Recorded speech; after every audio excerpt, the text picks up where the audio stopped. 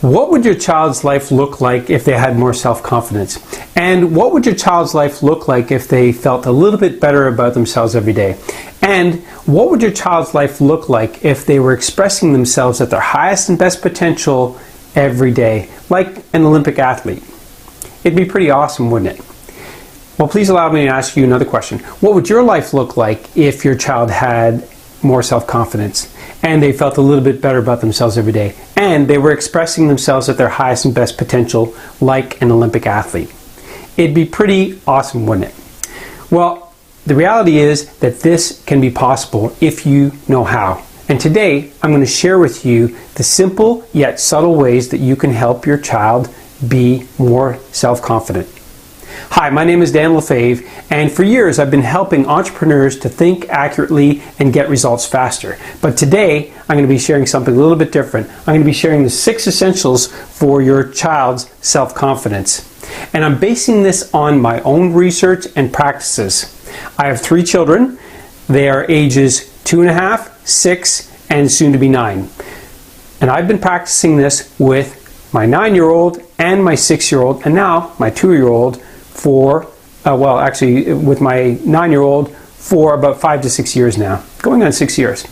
And I started when he was about 2-3 years old, and then his younger brother, when he was born, and after he was born and he was of an age where he could understand and he could comprehend, then we incorporated some of these practices with him.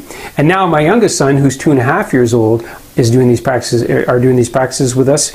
Why? Because he's learned to speak earlier and he can incorporate his opinion and his thoughts and learn as well.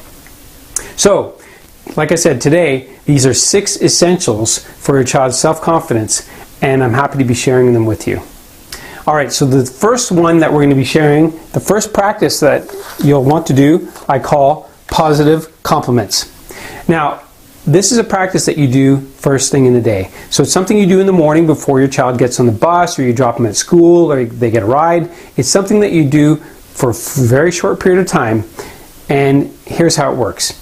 You just sit down with your child, you look at them in the eye, and you compliment them. You compliment them on the things that you know are the best in them, the best things in them.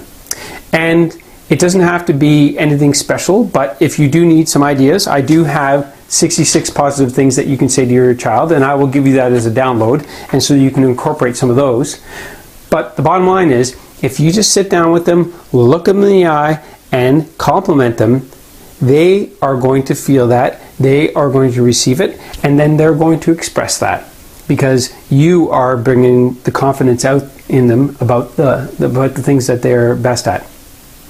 So the practice is very simple. It may only take a minute to do, but if you compliment them, they are going to feel it, and they're going to love it as well, because they love the attention and the validation.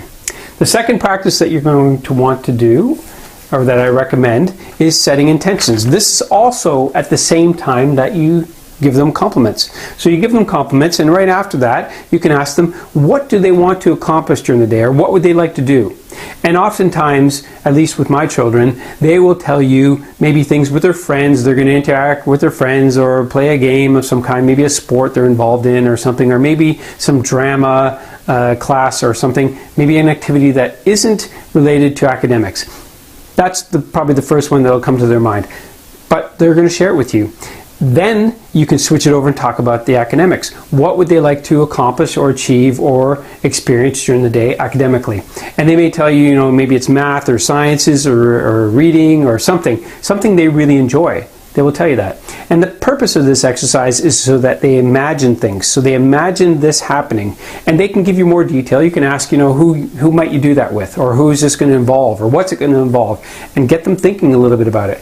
Because as you know, Einstein said imagination is more important than anything else. So